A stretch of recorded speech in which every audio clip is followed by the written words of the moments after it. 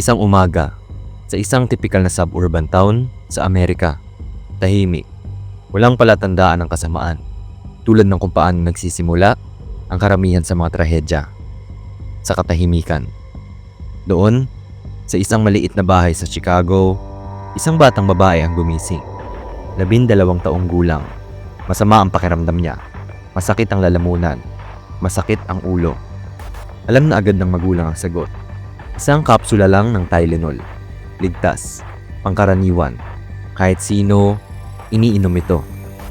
Ngunit ilang oras matapos niya itong inumin, bigla na lang siyang bumagsak. Walang senyas. Walang hiyaw. Parang pinatay ng hangin. Isang kisap mata. At nawala na ang hininga niya.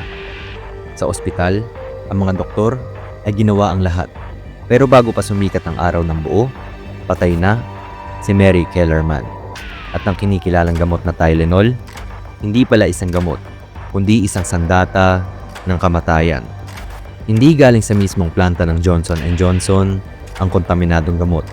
Ang teorya ng mga investigador ay ito. May isang tao o grupo na bumili ng ilang bote ng Tylenol. Binuksan ito sa bahay o kung saan man. Pinalitan ng laman ng ilang kapsula at nilagyan ng potassium cyanide. Tapos, binalik ito sa mga botelya, nireseal at maingat na ibinalik sa mga shelves ng tindahan.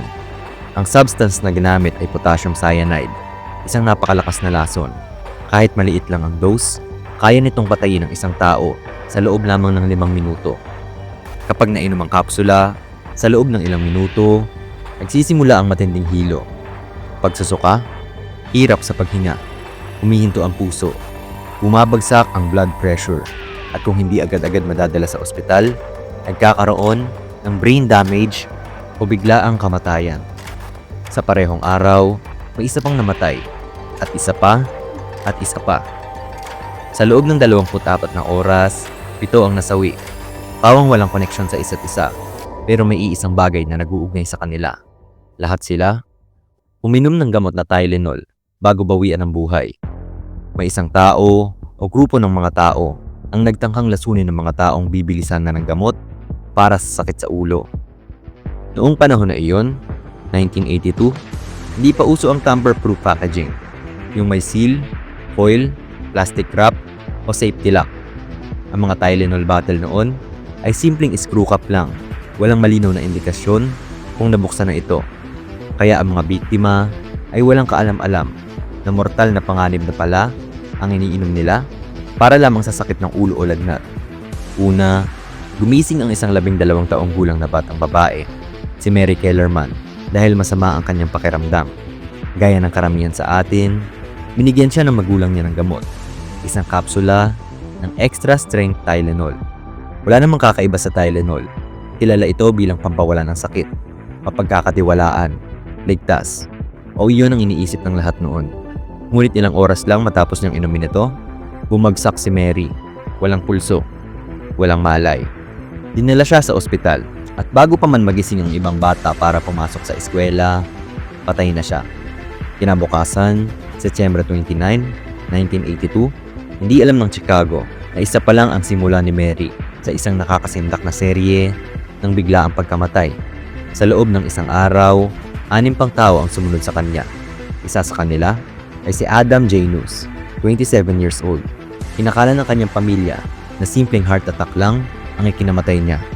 Pero habang nagluluksa sa bahay, ang kapatid ni Adam si Stanley at ang asawa nitong si Teresa, uminom rin ng Tylenol at pareho ring namatay sa mismong sala ng bahay nila. 3 katao, magkakapatid, mag-asawa, sabay-sabay na binawian ng buhay mula sa iisang bote ng gamot. Sumunod pa sina Mary McFarland, Paula Prince, at Mary Reiner. Pawang ordinaryong mamamayan. Uminom lang sila ng Tylenol dahil sa simpleng sakit ng ulo, pananakit ng katawan, o pagod sa trabaho. Pero ang hindi nila alam, hindi gamot ang laman ng kapsula. Lasong cyanide. Sapat para patayin ang elepante. Habang sunod-sunod ang kamatayan, isang nurse investigator na si Helen Jensen ang tinawag para siyasatin ang kaso ng mga Janus. Siya lang ang public health officer ng Arlington Heights, isang simpleng babae, walang kasamang forensic team, pero matalas ang pakiramdam niya. Pagdating niya sa bahay, nakita niya ang bote ng Tylenol sa mesa. May resibo pa ng araw ding iyon. Napansin niyang 6 na kapsula ang nawawala. Sakto sa dami ng namatay. At doon, nagsimula ang koneksyon. Isinuko niya ang bote sa investigador na si Nick Picios, na siya namang tumawag sa isang medical examiner. Nang pinayuhan siyang amuyin ang bote, may naamoy si Picios na kakaiba. Amoy almond. Klasikong palatandaan ng cyanide. At nang suriin ng mga toxicologist ang laman nito, 4 na kapsula ang halos may triple ng nakamamatay na dose. Agad na nagsagawa ng press conference ang mga otoridad. Huwag kayong iinom ng Tylenol. Delikado ito. Babala nila. Ngunit sa pagsusuri, nadiskubre nilang hindi lang isang batch ang may lason. Ang bote na ininom ni Mary Kellerman at ang sa pamilya Janus ay parehong mula sa lot MC2880. Pero ang Tylenol na ininom ni Mary McFarland, ibang batch. Ibig sabihin, mas malawak ang problema. Kaya pinalawak ng Johnson & Johnson ang recall. Hindi nilang isang lote, kundi buong Chicago. Lahat ng extra strength Tylenol capsule sa rehiyon ay binawi. 31 milyong bote, katumbas ng halos $100 million noon. Halos 18 billion pesos ang halaga ngayon. Mga shelf ng Tylenol sa butika, biglang nawala. Sa mga tindahan tulad ng Jewel Foods, Walgreens, Dominick's, may mga biniling bote ng Tylenol na hindi pa nagagamit dahil naamoy muna ng may-ari ang kakaibang amoy nito. Isang himala na lang ang hindi nila ito nainom. Nagsimula nang magtanong ang buong bansa. Paano ito nangyari? Saan nilaso ng mga kapsula? Sa planta ba? O sa mismong butika? Mas nakakatakot ang sagot. Ang mga kapsula ay pinaniniwala ang nilason isa-isa at binalik sa mga shelf ng butika nang hindi man lang napapansin. Ibig sabihin, may taong pumunta sa mga tindahan, bumili ng Tylenol, pinuksan ito sa bahay, nilagyan ng cyanide, at muling binalik sa mga shelf na parang walang nangyari. Isipin mong may bumibili ng gamot, hindi para gamitin, kundi para patayin ang sino mang sumunod na makakuha nito. Ngunit ang mas nakakakilabot, sa kabila ng 7 patay, wala ni isang nabilanggo. May lalaking lumutang na inako niya ang krimen, kapalit ng $1 milyong. Ngunit, siya nga ba talaga ang may kagagawan? Hindi nagmula sa isang factory ang lason, hindi rin aksidenteng halo o pagkakamali ng kumpanya. Ang matinding katotohanan, may isang taong sadyang bumili ng ilang bote ng Tylenol. Binuksan ng mga ito, nilagyan ng potassium cyanide, at pagkatapos ay binalik ito sa mga shelf ng mga butika sa Chicago. Hindi ito gawa ng isang empleyado. Hindi rin ito pangkaraniwang serial killer. Ito ay isang uri ng terorismong halos hindi natin naririnig sa mga balita. Ang pagpatay gamit ang karaniwang bagay na ginagamit natin araw-araw. Gamot. Lalong naging nakakatindig balahibo ang natuklasan ng mga otoridad. Ang mga kapsulang may lason ay nagmula sa 2 magkaibang planta. Isa sa Texas at isa sa Pennsylvania. Ibig sabihin, hindi sa manufacturing nagkaroon ng problema. Lahat ng lason ay naipasok pagkatapos ng produksyon. At kung tama ang teorya ng pulisya, may isang taong naglalakad-lakad sa ilang butika sa Chicago. Tahimik na binuksan ng mga bote, nilaso ng ilan sa mga kapsula, at mahinahong ibinalik ito sa shelf na parang wala lang. 5 bote ang nakumpirma na may lason. Pero may iba pang nakita sa paligid ng Chicago. Ilang tao pa kaya ang muntik ng mapatay at hindi lang natamaan ng tamang kapsula. Habang unti-unting nasasakal sa takot ang lungsod, gumawa ng isang kakaibang plano ang FBI. Sa tulong ng pamilya Kellerman, inilathala ng Chicago Tribune columnist na si Bob Greene ang totoong address at libingan ng bunsong biktima, si Mary Kellerman, 12 taong gulang.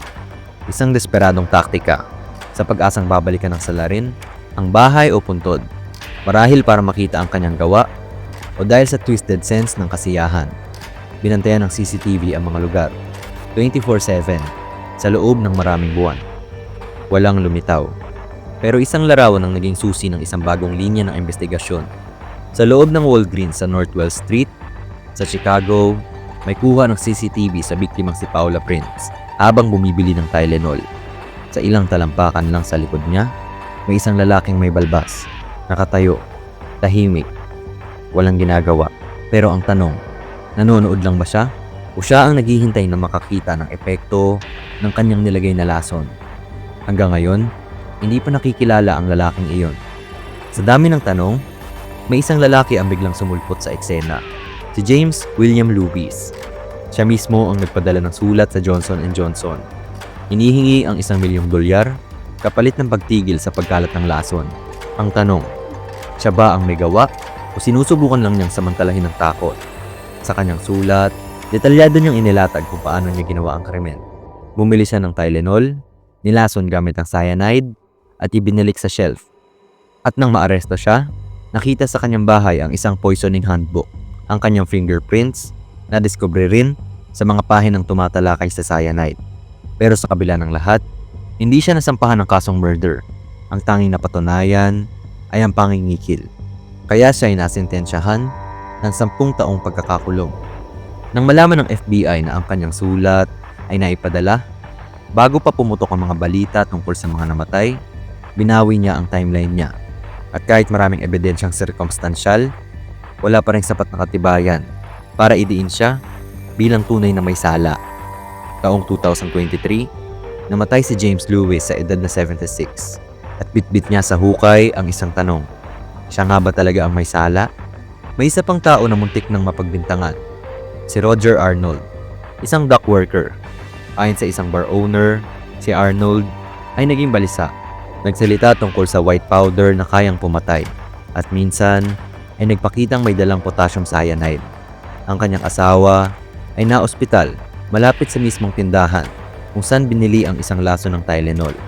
At sa kanyang bahay, natagpuan ang The Poor Man's James Bond, isang libro na tumatalakay sa mga DIY chemical weapon techniques.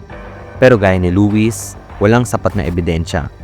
Sa bandang huli, sa gitna ng paranoia at galit, nagkamali si Arnold ng taong pinag-initan. Pinatay niya si John Stanisha, isang inosenteng ama, computer consultant na hindi niya kilala dahil sa maling akala. Nahatulan siya ng second-degree murder at nagsilbi ng 15 taon sa bilangguan. At gaya ni Lewis, namatay siyang dala rin ang pagdududa. Hindi siya napagbintangan ng formal sa Tylenol murders. Noong 2010, hinukay pa ang kanyang bangkay para sa DNA testing at wala ring tugma sa mga boteng nahuli. Ang naging tugon ng Johnson & Johnson sa krisis ay tinuring na ehemplo ng mahusay na crisis management. Sa kabila ng matinding pagbagsak ng kanilang market share mula 35% patungo sa 8%, agad nilang binawi ang lahat ng bote ng Tylenol sa merkado. Nakipag-ugnayan sa FBI, FDA, at lokal na pulisya at naging bukas sa media. Noong Nobyembre 1982, muling inulunsad ang Tylenol sa merkado na may bagong triple-sealed packaging at malawakang promosyon. Sa loob lamang ng ilang taon, nabawi muli ng Tylenol ang nangungunang posisyon sa merkado ng over-the-counter pain relievers. Ang insidente ay nag-udyok sa malawakang pagbabago sa industriya ng gamot at mga consumer products. Isa na rito ang paglikha ng tamper-evident packaging, gaya ng shrink wraps, foil seals, at plastic bands. Binuo rin ang mga bagong batas tulad ng Federal Anti-Tampering Act na ginawang federal na krimen ang paglalagay ng lasot o anumang pagbabago sa mga produkto. Bilang tugon sa panganib na madaling buksan na kapsula, tuluyang lumipat ang mga kumpanya sa paggawa ng caplets, solidong tableta na hugis kapsula na mahirap dayain. Noong 1983, ipinasa ang batas sa Estados Unidos na may layuning pigilan ang mga katulad na krimen sa hinaharap. Ang Tylenol murders ay nananatiling isa sa mga pinaka-nakakatakot at matagal nang unsolved na kaso ng mass poisoning sa Amerika. Bagamat hindi kailanman naresolba ang kaso at kung sino ang may sala, ang epekto ng insidente ay damang-dama sa maraming aspeto ng industriya, batas, at consumer safety hanggang ngayon. Isa itong paalala na kahit ang pinakakaraniwang bagay tulad ng gamot sa sakit ng ulo ay maaaring maging instrumento ng trahedya kung mahuhulog sa maling mga kamay. Ngunit sa kabila ng trahedya, ito rin ay naging dahilan ng mga reforma na hanggang ngayon ay nagliligtas ng buhay.